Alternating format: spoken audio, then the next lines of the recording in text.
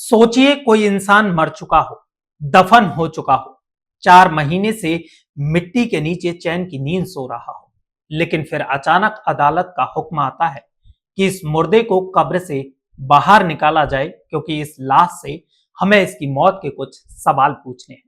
13 अप्रैल की सुबह एक जेसीबी मशीन कब्र खोद रही थी और कुछ ही देर में मिट्टी के नीचे से लाश बाहर आती है, जिसे इस दुनिया से गए हुए 135 दिन हो चुके थे।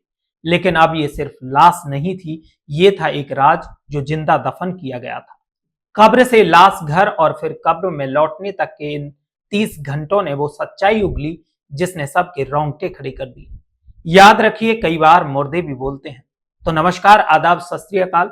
मैं हूं अरुण और आज की जो सच्ची घटना मैं आपको सुना रहा हूं, ये घटना है उत्तर प्रदेश के मऊ इलाके की। एक कब्रिस्तान में एक मुर्दा सो रहा था और इस मुर्दे को उस कब्र में लगभग 4.5 महीने बीत चुके थे। और 4.5 महीने के बाद अदालत का एक फरमान आता है। अदालत हुक्म देती है कि इस मुर्दे को कब्र से बाहर निकाला जाए क्योंकि इस मुर्दे से उसकी मौत की वजह पूछनी है। और अदालत के इस फरमान के बाद लगभग 30 घंटे के लिए उस मुर्दे को कब्र से बाहर निकाला जाता है। अब जो मुर्दा था वो कब्र से निकलकर लाश घर पहुंच चुका था। ये मुर्दा मुस्लिम समुदाय से था, इसलिए मुस्लिम रीति रिवाज के हिसाब से मौत के बाद आखिरी मंजिल कब्र होती है। और ये जो कब्रिस्तान था, ये उत्तर प्रदेश के मऊ इलाके का था। अदालत के हुक्म के बाद लोग इस जगह पर निशान लगाते हैं। इसके नीचे एक कब्र है। कब्र 30 साल की एक महिला नादिया खातून की थी। इस जगह के आसपास लोकल पुलिस और लोकल कोर्ट के नुमाइंदे खड़े थे और साथ ही खड़ी थी जेसीबी मशीन। तारीख थी 13 अप्रैल और सुबह के 11 बजे के आसपास का वक्त था। कोर्ट के नुमाइंदों की इजाजत मिलते ही अब जेसीबी मशीन हरकत में आ जाती है और खुदाई शुरू कर देती है। अगले 26 मिनट तक ये खुदाई की जाती है और 26 मिनट की खुदाई के बाद आखिरकार मशीन और इंसान उस गहराई तक पहुंच जाते हैं जहां नाजिया खातून लेटी थी। नाजिया की लाश अब बाहर निकलती है। लाश को समेटकर यहां से उसे करीब 22 किलोमीटर दूर मऊ के सरकारी लाश घर में पहुंचा दिया जाता है। लाश घर में जब नाजिया खातून की लाश पहुंच जाती है, तब भी तारीख थी 13 अप्रैल, लेकिन वक्त था दोपहर के 1 बजे का। यानी कब्र से बाहर आए हुए नाजिया खातून को करीब घंटा भर हो चुका था। 13 अप्रैल की पूरी रात नाजिया अब इसी लाश घर में रहती है। अब 14 अप्रैल की सुबह हो चुकी थी। अदालत के नुमाइंदों के हुक्म के बाद डॉक्टरों का एक पैनल नाजिया की लाश का पोस्टमार्टम करता है। पोस्टमार्टम और लिखा पढ़ी में करीब 6 घंटे गुजर जाते हैं और शाम 4 बजे एक बार फिर नाजिया इस लाश घर से विदा होती है। अगले घंटे भर में वो वापस एक बार फिर से अपने परमानेंट घर पहुंच चुकी थी और तब शाम के करीब 5 बजे थे। लगभग 29 घंटे पहले जिस कब्र को खोदकर नाजिया को बाहर निकाला गया था, अब नाजिया उसी कब्र में एक बार फिर से दफनाई जा रही थी। अब तारीख थी 14 अप्रैल और वक्त हुआ था शाम के 6 बजे का। और इस तरह कब्र से शुरू हुआ लाश का सफर लाश घर से होते हुए 30 घंटे के अंदर इसी कब्र पर आकर खत्म हो जाता है। पर अभी सिर्फ सफर खत्म हुआ था, कहानी तो अब शुरू होती है। सिर्फ 30 घंटे के लिए कब्र से लाश घर तक लाने और ले जाने के लिए जिस नाजिया को बाहर निकाला गया था, उस नाजिया की मौत करीब 4 महीने पहले हो चुकी थी। नाजिया की मौत 30 नवंबर 2024 की हुई थी। शादीशुदा नाजिया की मौत के बाद उसके शौहर, तमाम ससुराल वाले और मायके वालों ने आखिरी रस्म के साथ नाजिया को कब्रिस्तान में दफनाया था। अब सवाल यह है कि फिर नाजिया को 4 महीने बाद बाहर क्यों निकाला गया? तो इसका जवाब है, जब नाजिया को इस कब्रिस्तान में दफनाया गया था तब उसकी मौत हुई थी, लेकिन अब जब उसे बाहर निकाला गया तब उसका कत्ल हुआ। और इसी कत्ल की गत्थी को सुलझाने के लिए कोर्ट के नुमाइंदों के सामने कब्र की खुदाई की गई थी। सीजीएम महोदय के आदेश पर बॉडी को निकलवाकर पोस्टमार्टम के लिए भेजा जाता है। अब पूरी घटना बताने से पहले आपको नाजिया की बहन के उन शब्दों को बताना बहुत जरूरी है जो नाजिया की बहन ने आज तक पर कहा।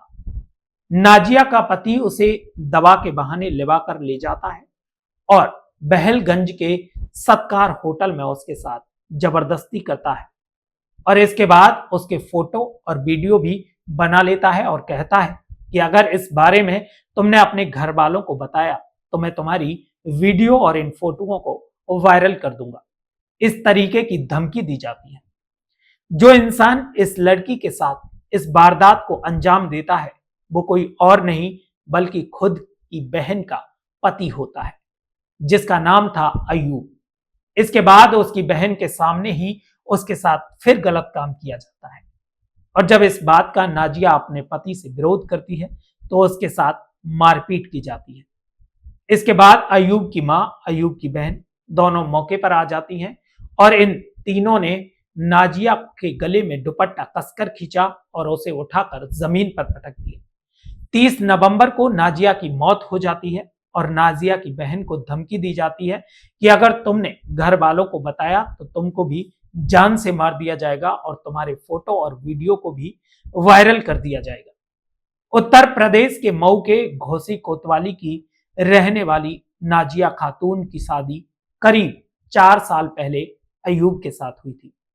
शादी के बाद पीड़िता अक्सर अपनी बहन के घर जाया करती थी। बीते साल नाजिया प्रेग्नेंट थी। इसी दौरान एक रोज अयूब बहाने से नाजिया खातून की बहन यानी कि अपनी साली को एक होटल में ले गया और वहां उसके साथ जबरदस्ती की। इतना ही नहीं, उसने उस पलों की तस्वीर भी अपने मोबाइल में कैद कर ली थी। इसके बाद धमकी दी कि अगर उसने किसी को कुछ बताया तो वो उसकी तस्वीरें वायरल करके उसके घर वालों को रुस्वा कर देगा। घर वालों की रुसवाई के डर से नाजिया की बहन खामोश रही। उधर नाजिया प्रेग्नेंट थी, इसलिए ऐसे वक्त में उसकी मदद के लिए नाजिया की बहन कुछ वक्त के लिए उसी के साथ उसके घर में रह रही थी। इस दौरान कई बार उसे अकेला पाकर अयूब ने उसे ब्लैकमेल करते हुए उसके साथ फिर से जबरदस्ती की और 30 नवंबर 2024 को एक बार फिर अपने ही घर में अयूब अपनी साली के साथ जबरदस्ती कर रहा था। तभी उसकी बहन नाजिया वहां आ जाती है और नाजिया ने यह सब कुछ अपनी आंखों से देख लिया। नाजिया ने अपने शौहर को धमकी दी। नाजिया की बहन ने उसे ब्लैकमेलिंग और जबरदस्ती वाली बात भी बता दी। इसके बाद 30 नवंबर 2024 को अयूब और उसकी मां ने मिलकर पहले नाजिया को बुरी तरह पीटा और फिर उसे जमीन पर पटक दिया और नाजिया खातून की मौत हो गई। नाजिया खातून की बहन अब भी खामोश थी और घर लौट आई, लेकिन उसने किसी को भी ये सच्चाई नहीं बताई। शायद वो खामोश भी रहती, मगर तभी नाजिया की मौत के महीने भर बाद से ही अयूब अब उस पर निकाह करने के लिए दबाव बनाने लगता है, वीडियो वायरल करने की धमकी देने लगता है और 1 फरवरी 2025 को नाजिया की बहन घोसी कोतवाली में अयूब और उसके परिवार के खिलाफ रिपोर्ट दर्ज कराती है। इस रिपोर्ट में बार बार जबरदस्ती किए जाने और बहन नाजिया के कत्ल की बात थी। इस रिपोर्ट के बाद पुलिस ने रेप के इल्जाम में अयूब को गिरफ्तार कर लिया और उसे जेल भेज दिया। पर कमाल की बात यह थी कि शिकायत की जांच के बाद जांच अधिकारी ने बाकी सारी धाराएं तो लगा दी, लेकिन नाजिया के कत्ल की धारा अयूब के खिलाफ नहीं लगाई। नाजिया की बहन और उसका परिवार अयूब के खिलाफ कत्ल का मुकदमा भी दर्ज करने की मांग को लेकर कई बार थाने गया, लेकिन कमाल ये कि बिना पोस्टमार्टम कराए ही घोसी पुलिस ने अपनी तरफ से ही कत्ल के मामले में अयूब को क्लीन चिट दे दी। पुलिस का कहना था कि मामला कत्ल का नहीं है, जबकि बिना लाश के पोस्टमार्टम कराए पुलिस इस नतीजे तक पहुंच ही नहीं सकती थी। पुलिस से मायूस होकर पीड़िता का परिवार फिर से अपने वकील के पास पहुंचा। परिवार इस बात के लिए तैयार था कि कत्ल का मुकदमा दर्ज करने के लिए अगर जरूरत पड़ी तो उन्हें नाजिया की लाश कब्र से बाहर निकालने पर कोई ऐतराज नहीं है। इसी के बाद पीड़िता के वकील ने मऊ की जिला कोर्ट में अर्जी लगा दी। मऊ कोर्ट के इसी आदेश के बाद 13 अप्रैल को नाजिया को कब्र से बाहर निकाला गया। कोर्ट के फैसले के मुताबिक नाजिया का पोस्टमार्टम होता है और पोस्टमार्टम रिपोर्ट उसी मऊ कोर्ट में सौंपी जानी है, जिसके बाद ही आगे की कार्यवाही होगी। आखिर 4.5 महीने बाद नाजिया को 30 घंटे के लिए कब्र से बाहर निकाला तो गया, लेकिन 30 घंटे बाद जब उसे दोबारा दफनाया गया तब कब्र बदल चुकी थी। इस बार नाजिया को एक नई कब्र में दफनाया गया और ये कब्र नाजिया के अपने मोहल्ले के कब्रिस्तान में थी और इस बार उसके आखिरी रस्म में सिर्फ और सिर्फ उसके अपने घर वाले ही शामिल हुए।